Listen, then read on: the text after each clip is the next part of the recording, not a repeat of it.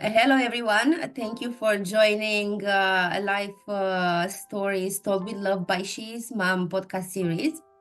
The aim of these podcasts are to inspire and motivate people through stories told by other people, of course. And today we have our guest, Eric, who I saw earlier that he's a proud father of a daughter, and he's the founder of Innovators Can Laugh B2B podcast network. He will tell us a little bit about himself. What is the story of his success, of course, and maybe he can give us some hints on how we can manage our not only our lives but also professional lives to be successful. Thank you, Eric, for coming for coming actually for coming online, for accepting our invitation. And please tell us a little bit more about yourself, more than I can tell, of course, because it's more interesting when you are saying it than if I'm saying it. Yeah, thank you for having me, Alina, on the show. Interesting, this past weekend, one of our friends, a neighbor, we were at the park on Saturday. And of course, in Bucharest, we had this big snowfall on Friday evening. And so Saturday, we text my friend and his kid and said, meet us at the park, snowball fight. So I took my son and my daughter, their ages 4 and 6. And there was other Oh, kids over there, some kids from the neighborhood and their kids and their friends. And we had we just had a lot of fun. They made a snowman, but we also had this snowball fight. And my friend told me, like afterwards, he said, Eric, I've never seen you so happy. And we talk all the time. We see each other all the time because his kid goes to my kid's school and daycare, and they're really good friends. And I told him, I said, well, Christine, it's because as a kid, I never really saw snow. I never got to participate in snowball fights. So for me, this is like a new thing that I'm experiencing with you and with my kids and my friends. So, I come from a place where there's no snow in Texas, and it's very, very hot throughout most of the year. But we moved here about 4 years ago, and it's just been an adventure. The transition has been good. The kids, they go to the local school here in Bucharest. I walk them to school. There's Cinema Park Floresca right nearby, mhm. so we're always at that park nearby.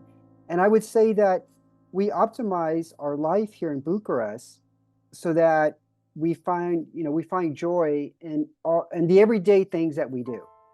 And so I find a lot of joy being able to walk my kids to school because when I was a kid, my parents always drove me to school. It was very, very far. I never had that opportunity. And so now here we moved to an area where the school is close so that I can be able to do that. We also moved into an area where there's a beautiful parks within walking distance. There's also, restaurants and the grocery store and things like that. So we really changed our lifestyles so that we can just maximize our enjoyment.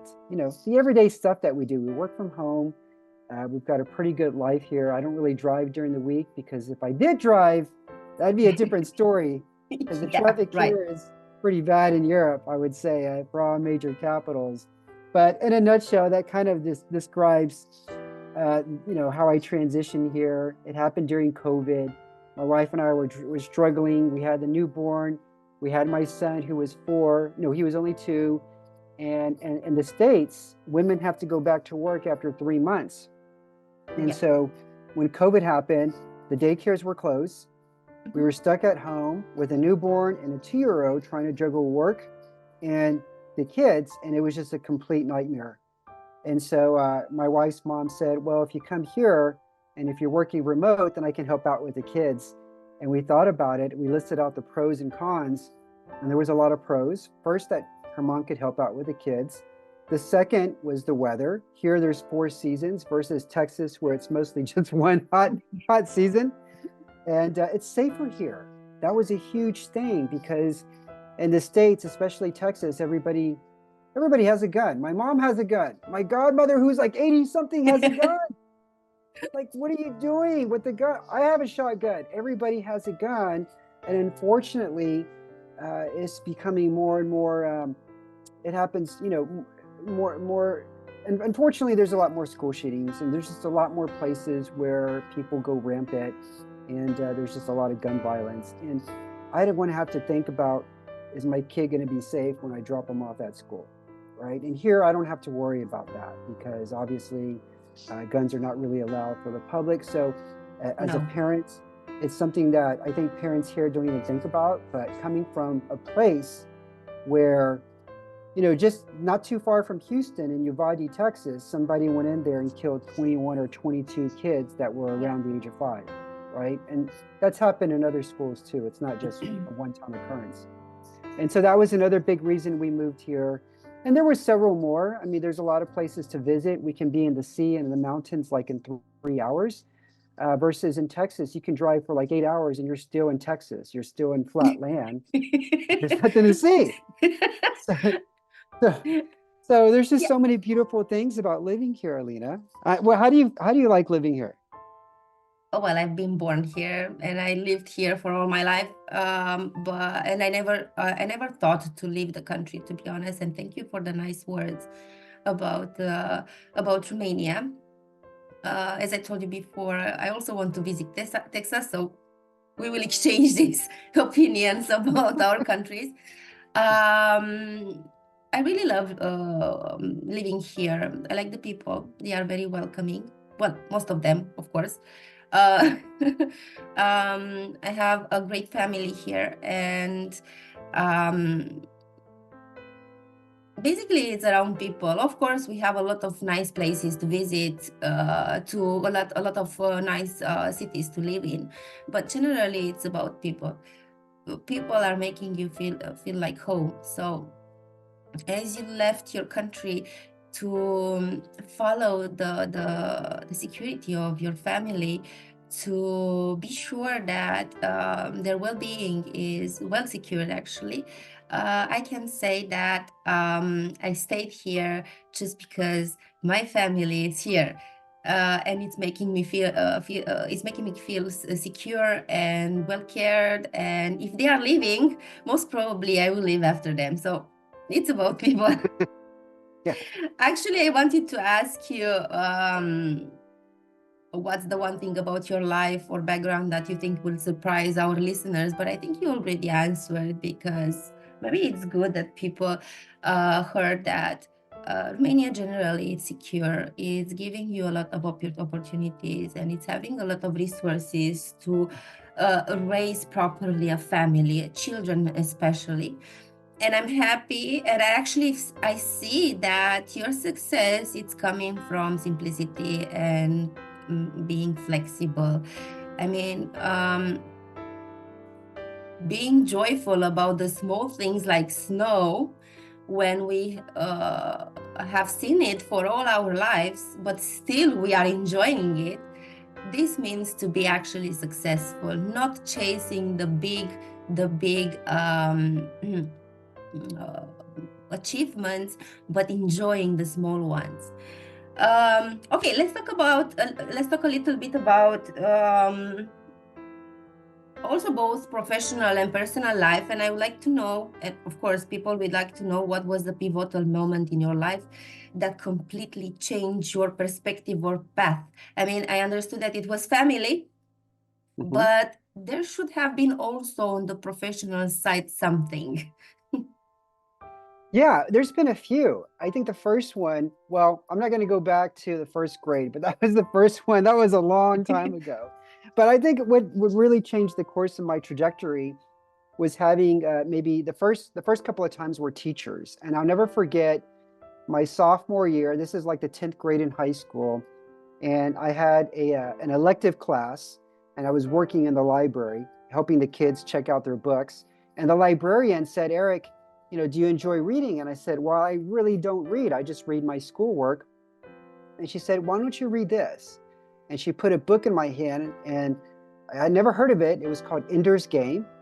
And I said, okay, Okay. I'll try reading it. And they eventually made a movie out of it a Yeah. few years ago. And I could not put that book down. I was so captivated, and I just fell in love with it. And I went back and I was like, this was amazing. And I told her, this was fantastic. What else do you suggest I read? And she put John Steinbeck's book in my hand called Of Mice and Men. And so I read that book and I loved it. And I read another Steinbeck book. And before I knew it, I was in class in school reading the books that she had given to me.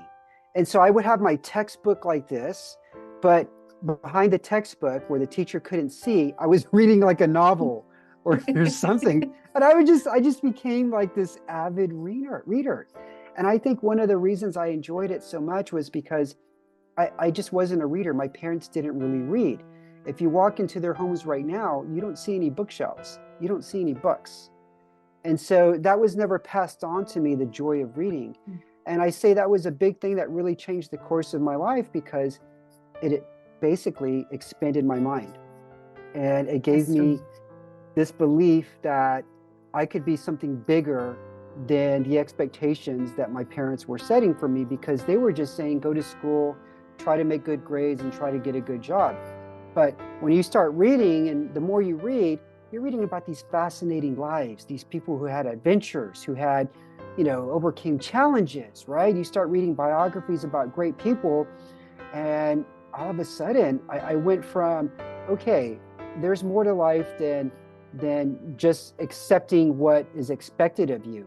I've got these big dreams now, and I had this big dream that I like marketing. I'm going to go live in New York City and get a job in marketing. And by God, that's what I did. I moved to New York City after university. I didn't have a job there. I worked for over a year to save a lot of money. I worked two jobs, and I would go during the day, work a full-time job at this airline, and then I would get off around 3:30 or 4, and I would get to a restaurant around 5 o'clock, and I would wait tables till about 10:30 p.m. And I did the waiting tables 3 or 4 nights a week, and then over a year I saved about $5,000, and that was enough to cover my expenses and living expenses for a few months. And so around my mid 20s, I wasn't able to find a job in marketing in Houston. And so I moved to New York City. And of course, nobody would give me a job because I had no experience. But eventually, I took a non-paid internship to get some experience. And finally, I got my break in the advertising world. But kind of going back to that story is, if I had to go back and say what was that initial thing that really had an impact, her name was Miss Larson. She was the librarian at my high school who really gave me that gift, the joy of reading, into my hands, who passed that on to me. So a lot to be thankful for her just being a part of my life. And I'm a big believer that in just little things that you do, you don't really know the kind of impact that you can have on somebody's life and their trajectory. You really do not know, right? And so if you ever have an opportunity to maybe it's give a presentation, maybe it's to give a talk on something, maybe it's to present something, maybe it's to teach somebody on how to do something, right? The little things, they can go such a long way in that person's life that you can't even imagine. Most probably you know that she's mom is actually having this mission to help people to discover themselves. Doesn't matter how, but to give them that boost to overcome some situations, to, I don't know, expand their vision over themselves generally, because all the resources you are finding them into you, not outside. Thank you for this. It was really nice to hear that you are so passionate about everything you are doing.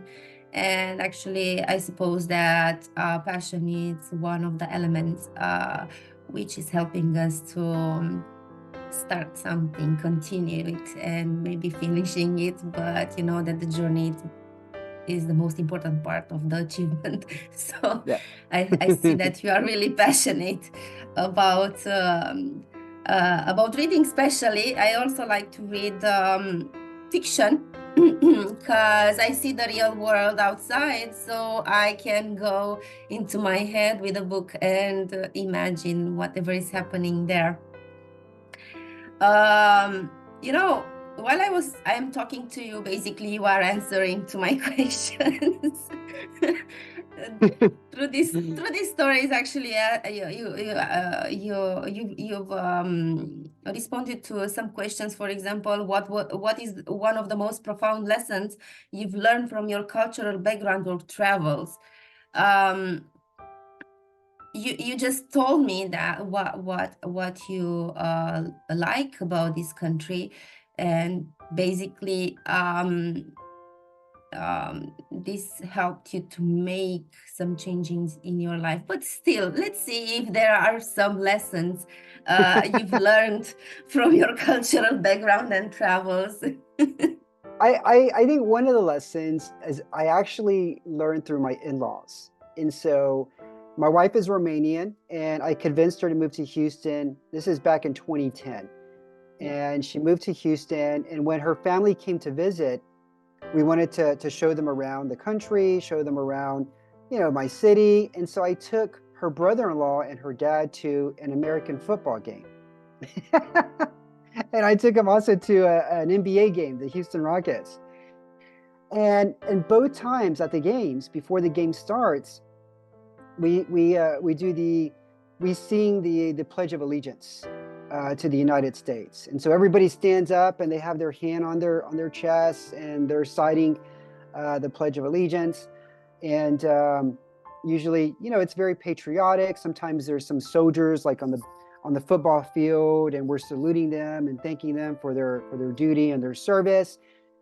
And her brother-in-law and her dad, when we got home, they were just so surprised at how this was a custom, how this was something that is done at all big sporting events, and that everybody is into it. Everybody's standing, everybody's doing this, right? And everybody is proud.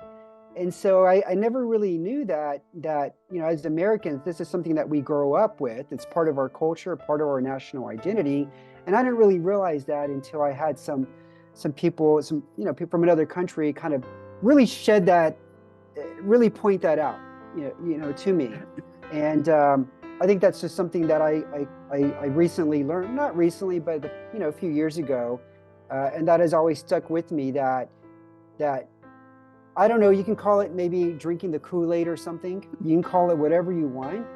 But I do think that how you feed, whether it's your kids' brains, whether it's your own brain, the stuff that you feed your mind and your brain, it does go a long way in terms of, who you believe your identity is as a person, as a citizen. And so one of the things that I really want my kids to feel proud of is being Romanian, the Romanian Americans, right? And so one of the reasons that I try to support the entrepreneurs here is because I believe entrepreneurs, they have a huge impact, a huge contribution on where this country is going to go in the future, today and tomorrow. And I want my kids to always feel proud of where they came from, and never think that they don't have the same kind of opportunities here in Romania or Europe, versus the U.S. So I don't know if that answers your question. We kind of went off topic there, but Uh, that's something I'll never forget. My parents, my in-laws visiting and pointing it out that, wow, you guys really are different. Matching two cultures, actually. Eric, to be honest, you kind of, through your stories, you kind of answer to all the questions I have prepared.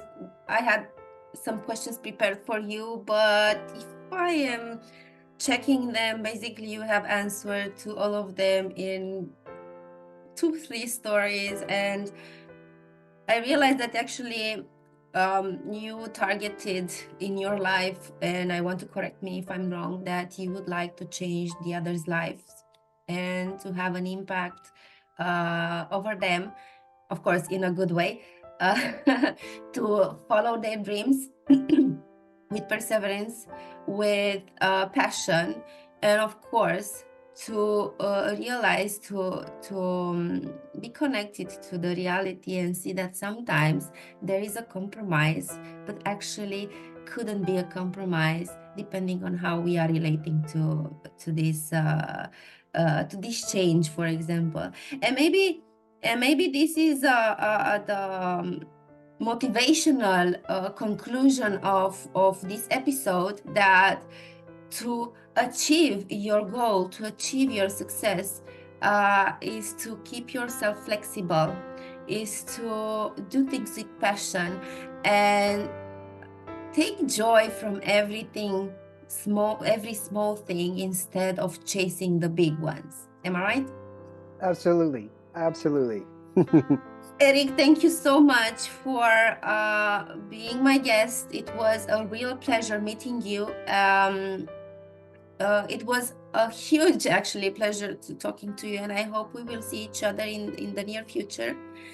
Um, I would like to address to everybody a message that, again, the aim of this podcast is to motivate, to initiate actually the power from yourself to uh, achieve your goals, your objectives, because I'm sure everybody has at least one objective. I know that I have one per day sometimes. um, and we will be having next episodes with other guests with different backgrounds and stories, which I hope they will inspire you more and help you through this adventure of yours called life. Thank you all. Stay positive, trust yourself, and see you soon.